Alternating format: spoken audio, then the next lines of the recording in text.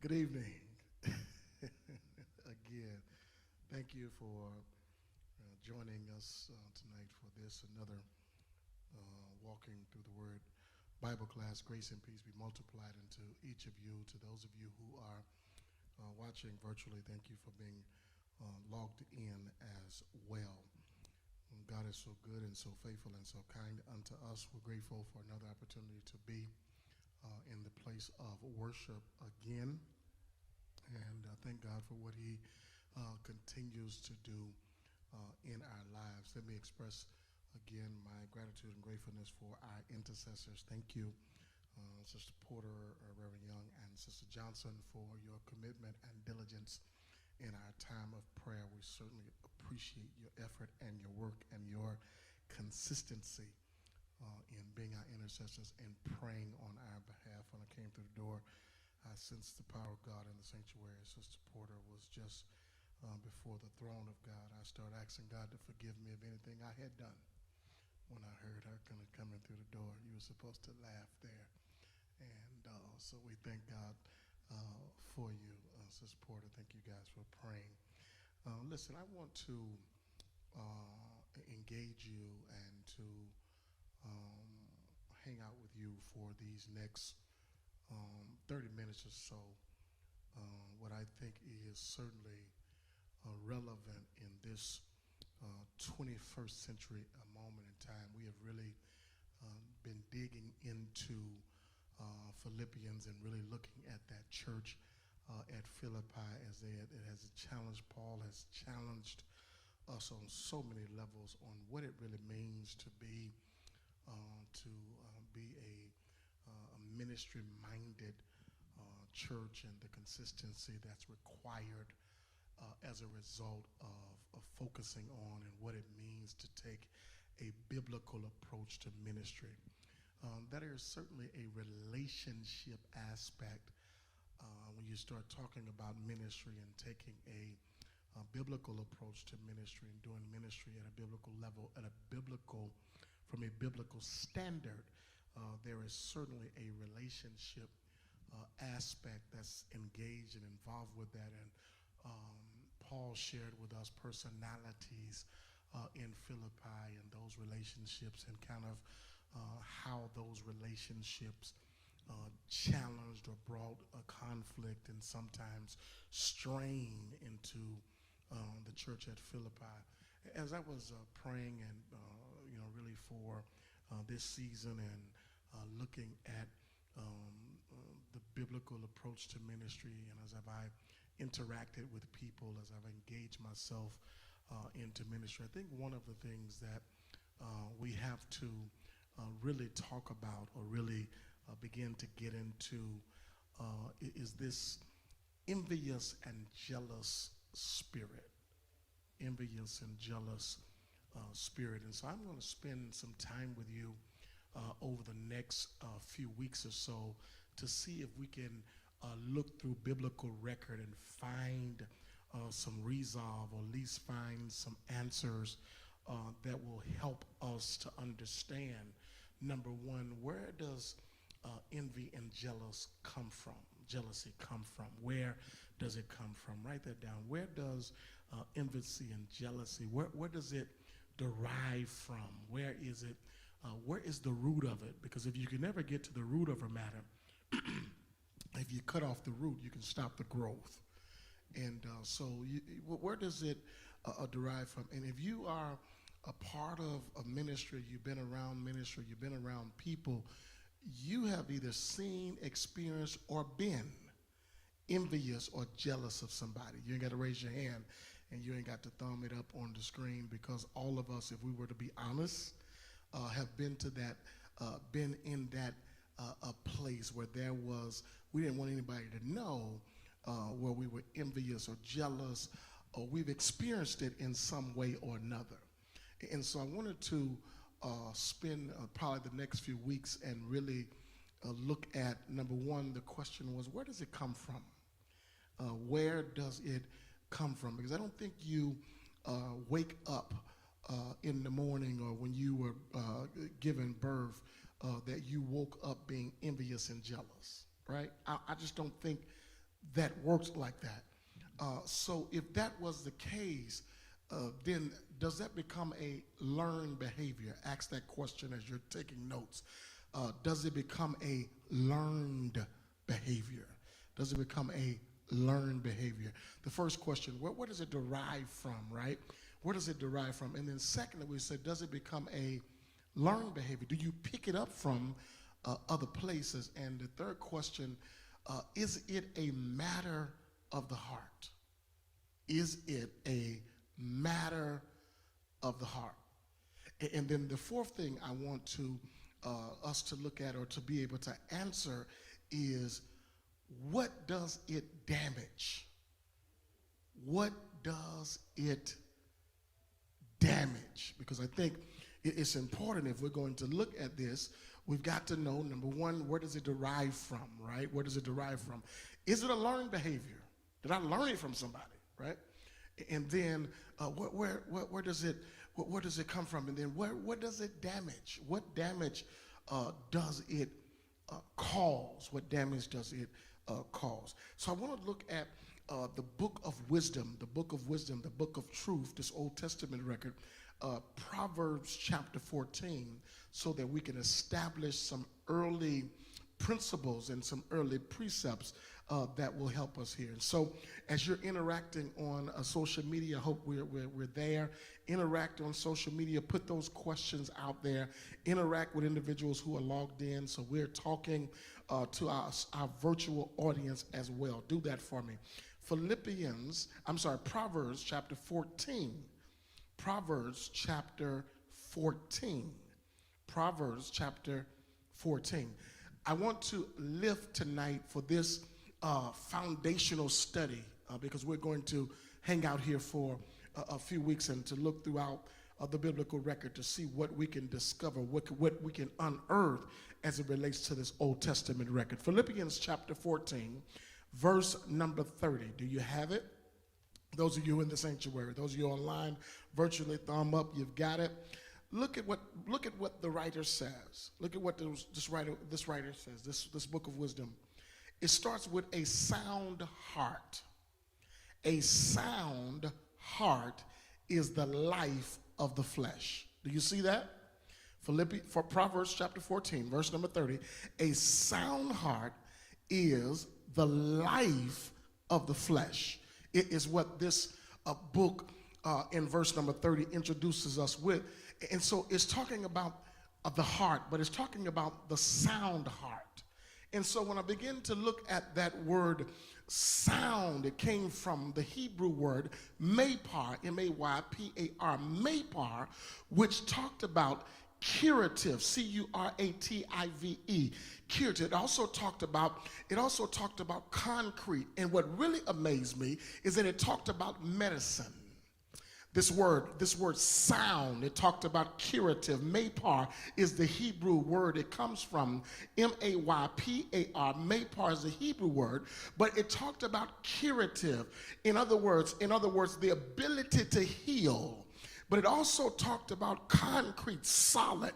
It talked about being concrete, being solid. This word sound that we're talking about. And it says a sound heart is the life of the flesh. A curative heart, a heart that's full of medicine, a heart that cannot attract sickness because it's a heart that heals. Are you with me? It's a heart that heals, so it cannot attract sickness because it's sound, it's curative, it is concrete, it is solid. And when you start thinking about something that's sound, when you think about something that's sound, you think about something that's solid, right?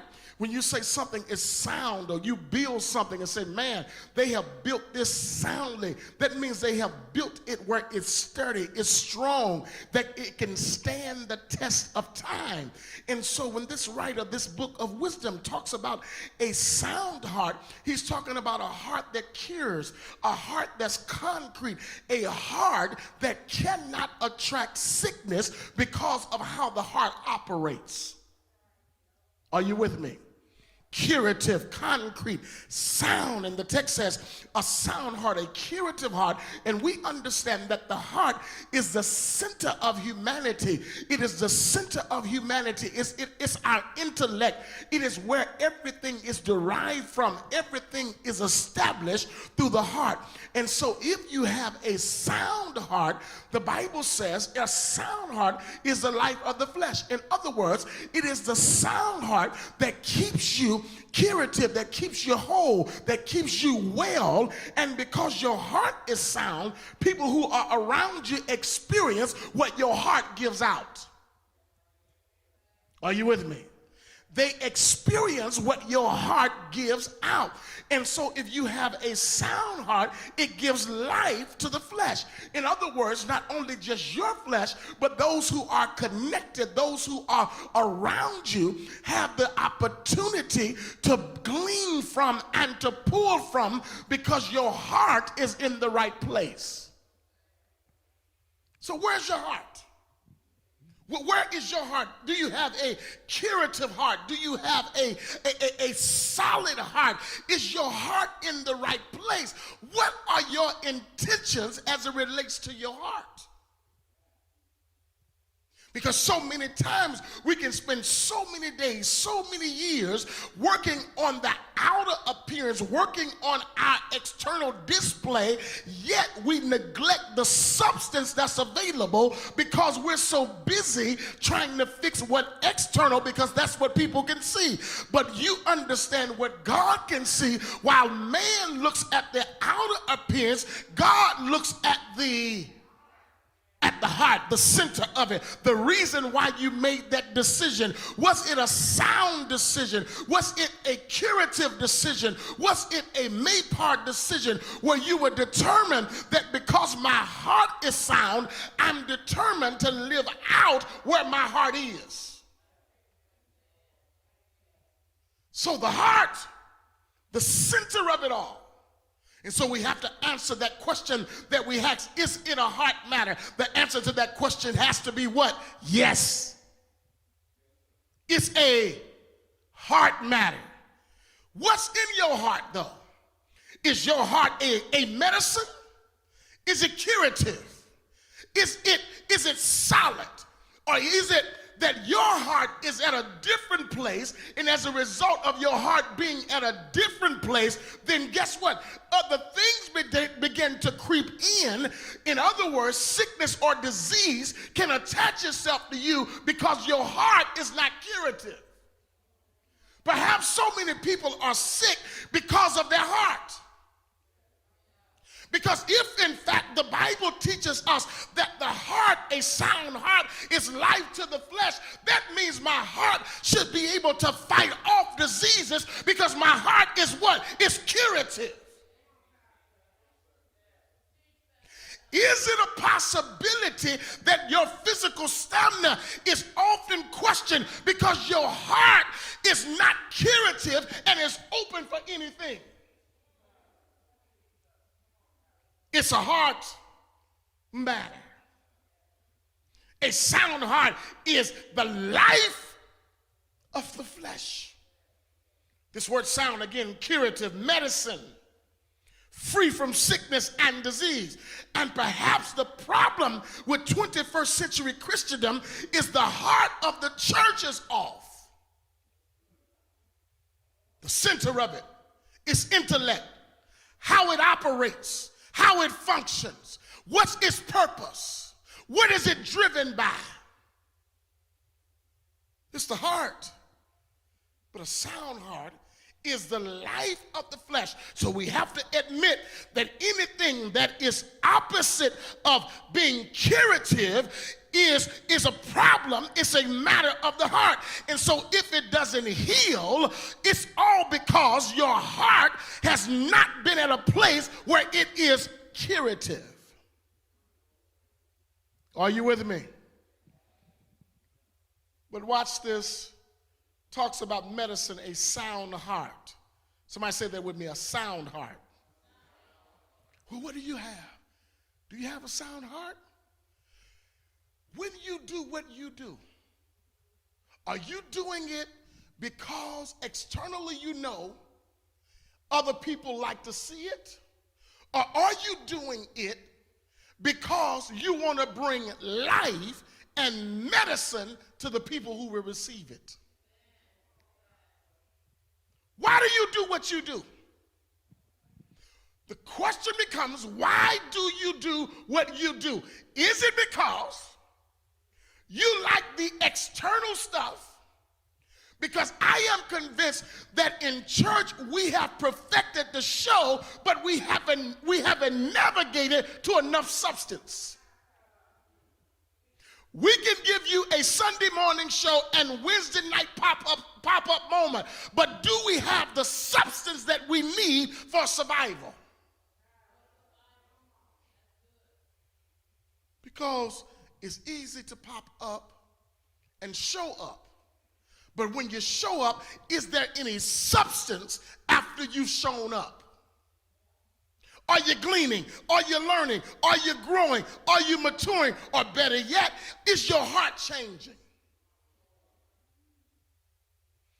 I'm amazed because the heart has to be trained. The heart has to be taught. Remember the other question we asked, is it a learned behavior? Did we ask that question? Is it a learned behavior? Here is one of the mistakes that I've made as a parent. Here's one of the mistakes I made as a parent. Here is one of the mistakes I've made as a parent that I can admit that I've made. Here's a mistake I made. My mistake I made is that when it was one of my kids' birthday in the house, right, I will get the other kid something, right, so that the other kid wouldn't be feeling like they were left out. Guess what I just taught that kid? That I have taught them how not to celebrate anybody else. Instead of teaching them it's not about you, but it's about this person, and when your time comes, it'll be about you. I thought I was doing a good parental thing. But what I was doing is failing to teach my kid how to celebrate somebody else. And when we don't teach people how to celebrate somebody else, what we teach them now is how to be jealous of somebody else.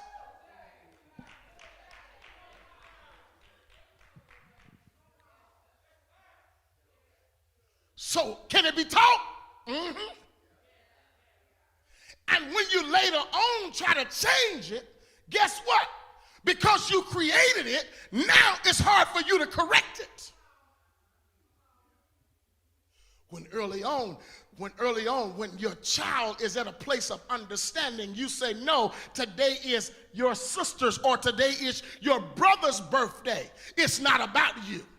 And what I want to teach you what to do is know how to pause to celebrate somebody else. And I believe the problem that we have in Christendom is that we don't have enough celebratory moments where we celebrate somebody else, so we teach our heart how to celebrate and not how to envy.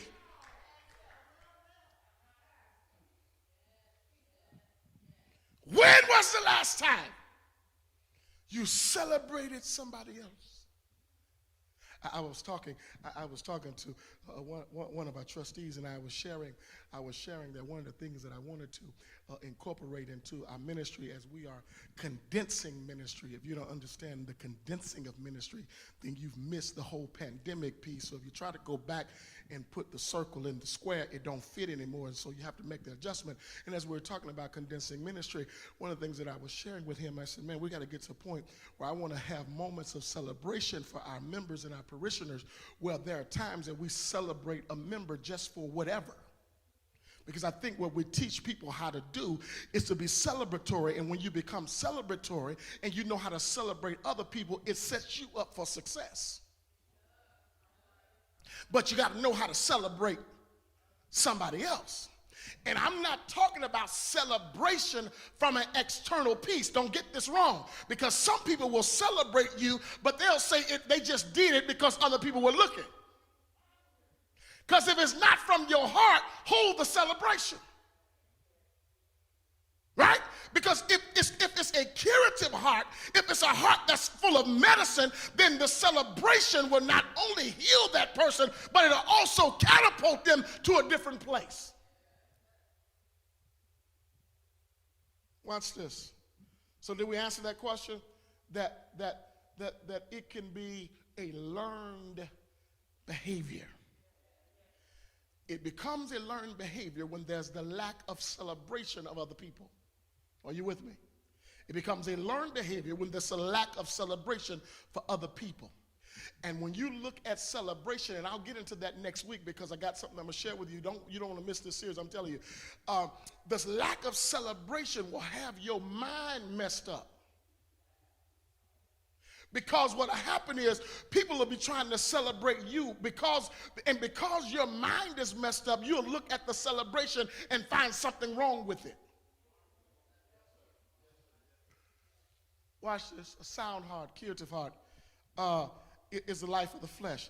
But envy. Somebody said, but envy. Yeah, but envy also here talks about jealousy. Look at what happens with envy. Look at what happens with jealousy, because the other question we wanted to ask tonight is, what does it damage? You got me? What does it damage? And isn't it interesting in this book of wisdom that what it damages is structure? Somebody said damages structure. Yeah, because you understand that the bones are designed for what? Structure. Bones give you what? Structure. You have structure in your physical body because the bones give you that structure. But wherever there's envy and jealousy, there'll always be damage to structure. And most people who are envious, or most people who are jealous, or certain people who are envious and certain people who are jealous, have a problem with operating in structure. They have an invested interest to kick against any structure. That's because they don't have a curative heart, and it's also because they are rotten.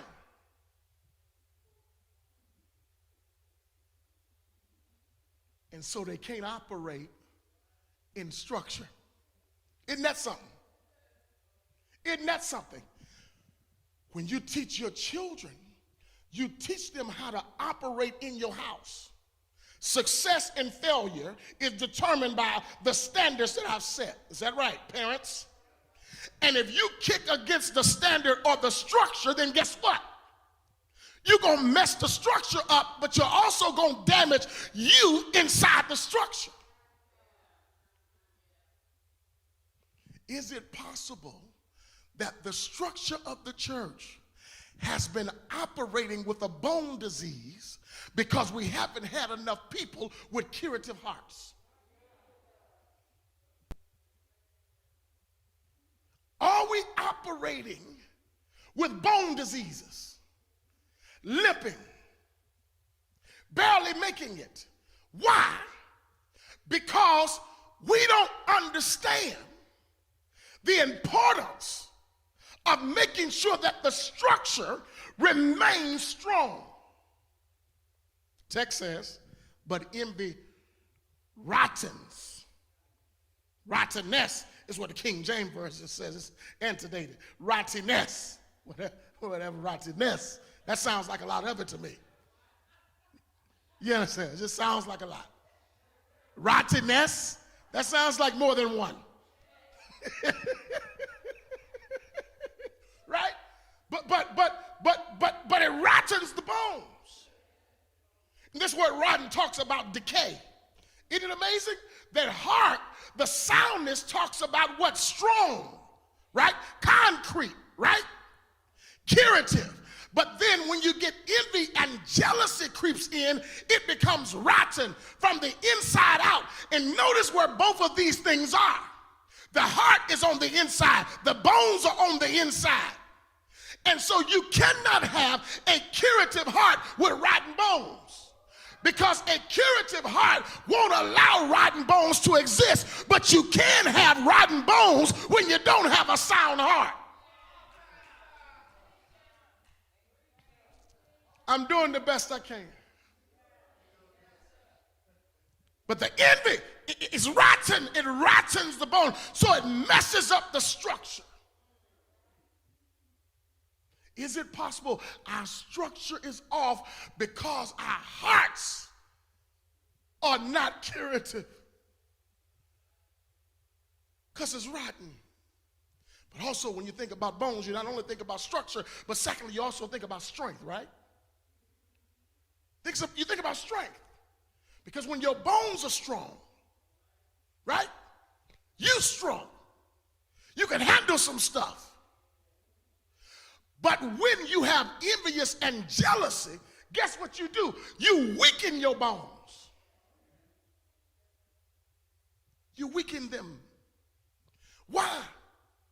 Because envious and jealousy creeps in.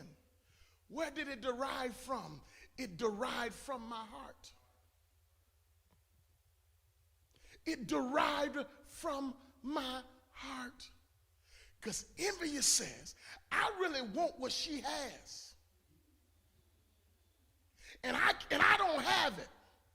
I need to try to figure out to make sure she don't keep it. Jealousy says, I've got something, and I don't want nobody else to experience it. So I'm going to make sure that I protect it with everything I have so nobody else gains access. And the church cannot function at that level because it'll make us rotten. And when the only thing you want to do is to protect where we are now, nobody's trying to stay where we are now. When the only thing you can do is look at what somebody else has and say, ooh, I want that. And you try to figure out how you can take it from them or how you can talk enough so that people can discredit and remove it from them. That's envious. When we all serve the same God. But it eats at the very core of our structure. It eats at the very core of our stamina. It eats at the very core of it. And ministry requires us to have structure. It requires us to have strength. A boneless person cannot stand. A boneless person cannot move. A boneless person cannot excel. Because the only thing that they have is flesh. And if flesh was good enough, then all of us would be successful. Because that's where we spend most of our time. Don't miss that. What? It was so important.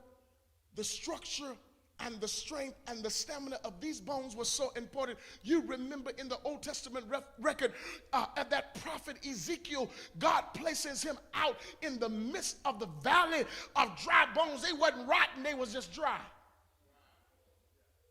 Had they had stayed there long enough, they would have been no use because eventually they would have been decayed.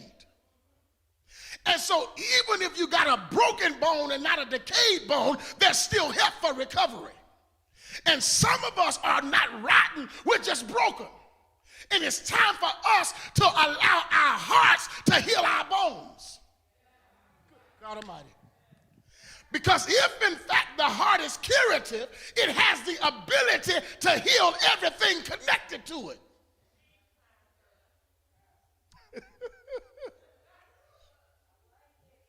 He speaks to the prophet Ezekiel, and he asked the question, can these bones live? They said, man of God, you know, I don't know. He said, speak to these bones. And when the bones came together, the Bible says they came together bone by bone. In other words, structure began to form. And when structure formed, watch it what happens. And when structure comes together, the bones came together and they looked back at the situation and they said, man, this is a great army because an army represents strength.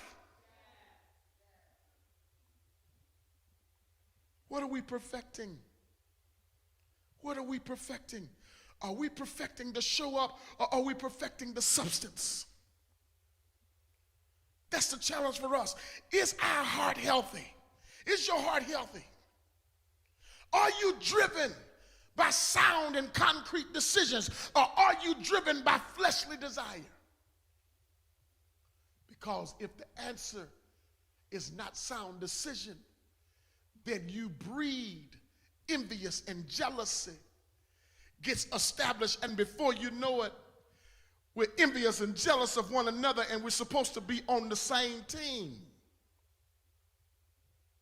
And how can I be envious of somebody on my team? How can I be jealous of somebody on my team? Because we're many members and one body, and if that's the case, we are divinely connected. And when you have rotten bones, eventually those bones begin to rotten other bones. And thirdly, it impacts our connection. I said, what does it damage? I've shared 3 things with you that it damage. I hope you didn't hear. I hope you heard me. Number 1, it'll damage the structure. Did you get that? It'll damage the structure. Type it on the screen. It'll damage the structure. Secondly, it'll weaken you. It'll take away your strength. It'll take away your strength when the bones are what? Rottenness. And thirdly, it'll damage the connection. And if bones are not connected, there's no use of having bones. Because what's the use of having the bones if they're not connected? Is it possible that our problem is that our rottenness has impacted our connections? Is it possible that we can't connect properly because there's some rotten bones somewhere? So we've got to evaluate who we are, what we're doing, and if we are free from envious and a jealous heart, and have we put on a curative heart, a heart that heals. If you don't have a heart that heals, it makes you subject to a heart that's rotten. Where does it come from? When you're rotten, then you open the doors for envy and jealousy. And you know what that says? That I don't want to see anybody succeed if it ain't me. I ain't celebrating nobody if I ain't celebrating me. What's your challenge? Do you fit this mold of being rotten? Do you find yourself envious? Don't answer that. Search out your own heart. Do you find yourself jealous? That's because you need to have a heart transplant. Because at the center of your heart is your intellect, your intentions, what drives you. Do you have a sound heart? When you speak to people, is it medicine or is it disease? When you give somebody something, is it for show up or is it for substance? When you communicate with people and tell them how you feel about them, is it all external or is it some internal? Because the question becomes, do you have a sound heart? Because if you got a sound heart, you have a curative heart. You have a heart of medicine. You have something that's concrete. Because the truth of the matter, when your heart is concrete, your behavior is consistent. Because it's hard to get concrete to just move every few seconds. And so when you have a curative heart, you also have a consistent heart. Which means that if you are consistent, then your heart is potentially in the right place. If you're inconsistent, then you got some heart issues. If we good today, if we connected today and disconnected tomorrow, then guess what? You got some heart issues. I know you don't want to say it. If you like me tonight but don't like me in the morning, we got some there's only it's when things are good with us that you love me, and then when things are not good, you don't love me. You got some, It's a matter of the heart. Are you challenged? Are you challenged to take a look in your heart? Where do we find there? Do we find medicine, or do we find rottenness? Sounds like too much of it. I hope you've enjoyed hanging out with us for these 30 minutes of walking through the Word. Join us next week, same time, same place, as we continue to look at this matter of the heart and the danger of being jealous and envious. Until next time around, Sister Johnson will come with some announcements, and we'll see you Sunday morning. Listen to me, Mount Calvary, those of you who are listening to the live experience, and those of you who are gathered, I want you to circle. I want you to circle on your calendar the first Sunday in August. The first Sunday in August. I want you to celebrate your calendar. I was thinking about being out of service and being out for such a long time. First Sunday in August. I want to have some church first Sunday in August. Church. What I mean by that? What do you mean by church, Pastor? Of course we don't have church. We're coming to church. I know. But I want to look like church from a traditional way. You got me? Something this pastor want to do. It's something I want to do. God didn't tell me, oh, pastor, do this. It's something I want to do. I'm asking you, first Sunday in August, circle it. I want you to, if you wear hats, wear a hat. If you got your good Sunday outfit, put it on. First Sunday in August. I'm going to pull out my best suit I got. Do you understand what I'm saying? Do y'all hear me now? What I mean by that? First Sunday in August, let's church it up. Y'all feel like doing that? Let's get in the church mood and let's look good. First Sunday. Spread the word, right? If you ain't got a suit, don't worry about it. Come on anyway, or just come on anyway. It's just something that I want to do, and I want to take some pictures because I want to look like, I want to look good and feel good. First Sunday in August, circle that on your calendar. We're going to come churched up, right? Women, put them hats on. I want to see them big brims, all right?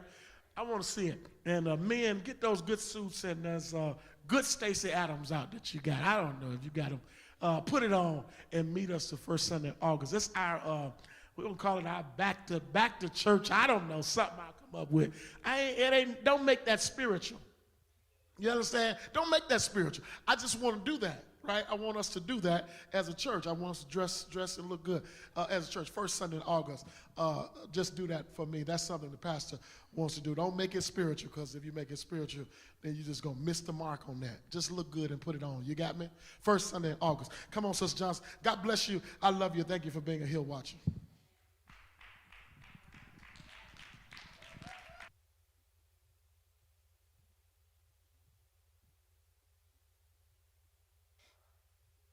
Thank you, Pastor Johnson, as always, for the word on tonight. We certainly appreciate you. Join us for Sunday school at 9 a.m. via conference call every Sunday. Make sure you are calling in for Sunday school.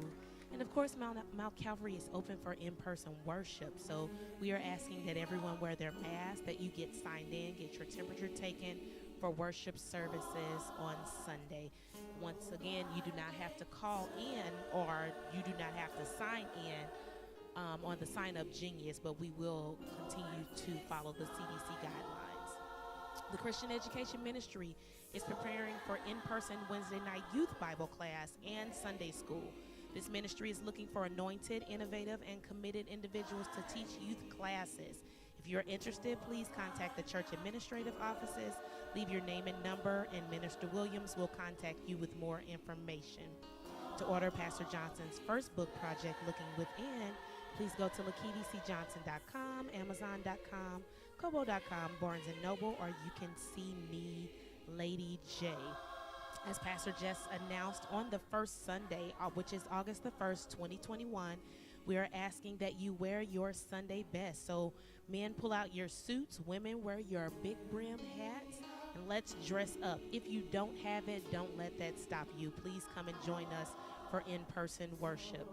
Also, be on the lookout for more information for our church conference, which is in August 2021. So you'll be hearing more information about that real soon. Thank you and have a good evening.